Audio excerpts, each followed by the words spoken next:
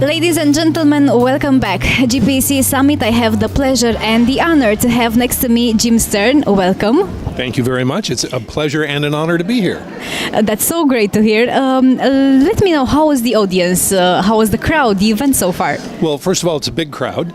And they are very tuned in. They are paying very close attention. They are taking notes. They seem to be pretty switched on. What is the main idea you hope the audience will remember after your presentation? I think the most important thing to understand right now about artificial intelligence and machine learning is that it's not a big, scary data science thing. It's a very exciting data science thing, but from a marketer's perspective, it simply represents a new series of tools that we can use specifically for marketing, and should start learning about it right now. Can you give us, an example of a nice use case or case study of using artificial intelligence in e-commerce? Sure.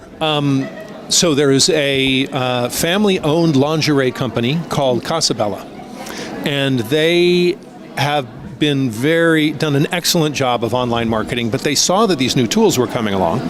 So they teamed up with a startup called Albert and showed Albert all of their customer data and all of their web behavior data, and asked Albert to make recommendations. And it found two things very quickly. One was that people were looking for and not successfully finding maternity lingerie. Now, they had maternity lingerie in their product line, but they just hadn't made a deal out of it. They hadn't made a campaign out of it. They didn't even have a category for it. So they made a category, they put a lingerie button on the homepage, and sales went up. Sure enough, people were looking for that. The second thing it recommended was that they should open up a German website. So it looked at all of their customers, and it looked at buying behavior, and it went out onto the internet to see who else looked like that, and it found a majority of them in Germany. They built a German website, and they're now selling half as much in Germany as they're selling in all of the United States, because this machine made a recommendation. That's nice and interesting. Yeah. Is artificial intelligence something that can be implemented by any business out there, by any online shop, regardless of their business size or their marketing budgets or their innovation budgets? No. No. So if you don't have a budget, you can't do anything. Probably the biggest gating factor is going to be the amount of data that you have. So if you're a small website, if you get hundreds of people on your website every day, that's not enough data. It's not even enough data to do a decent A/B split test. But you need a significantly larger amount of data to use machine learning. So it's not necessarily budget that's the problem. It is how much information do you have for the machine to chew on. The return on investment is really amazingly high when the machine is allowed time to learn. For the first weeks or months, it's like a baby learning to walk. It'd take a step and fall over until finally it's running out the door and you're trying to bring it back.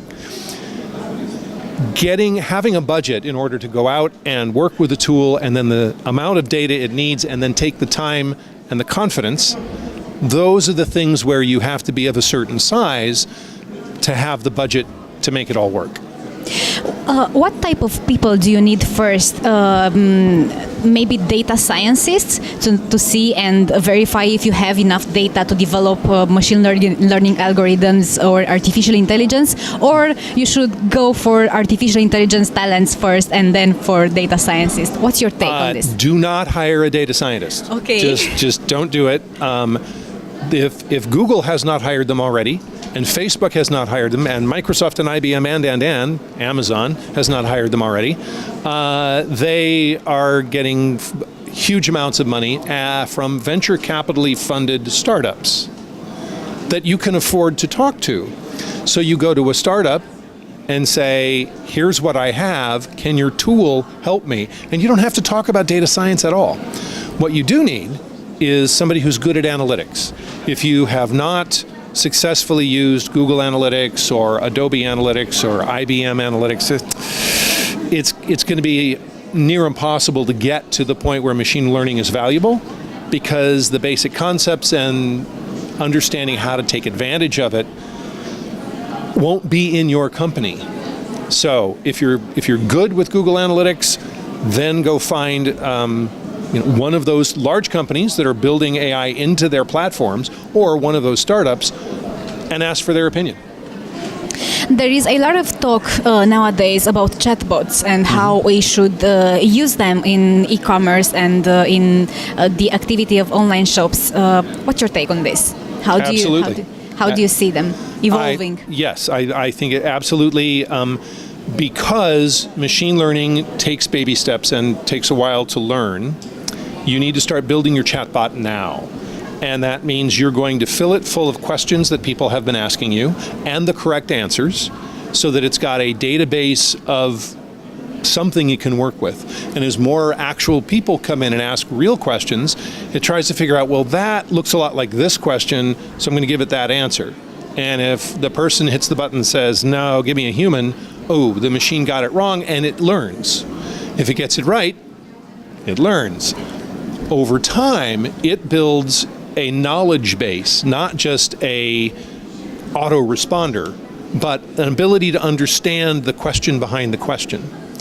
Over time, chatbots are going to get much smarter, and a customer is going to think, well, I have a really straightforward question. I can just find it on the company's homepage or the contact us page, easy. Maybe I've got a really unique problem and I need to talk to a human. Or maybe I've got just such a straightforward question, it won't be on the website, it'll take too long to wait online on the phone to talk to a human. I'm going to use the chatbot and get my answer right now. So depending on the type of question, a chatbot can be very valuable if you give it enough time to learn.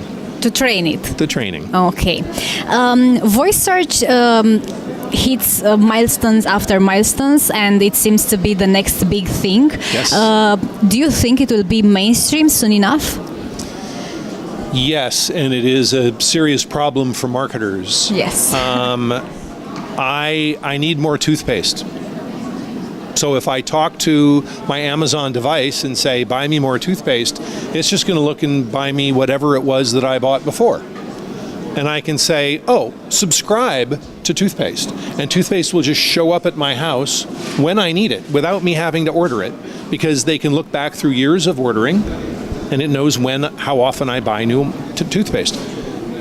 But if I am a brand new toothpaste manufacturer, how on earth do I get my brand visible in voice through Amazon? It is, and then back that up to Google. That is going to be a serious challenge. And the end result of that is branding becomes even more important than it's ever been before.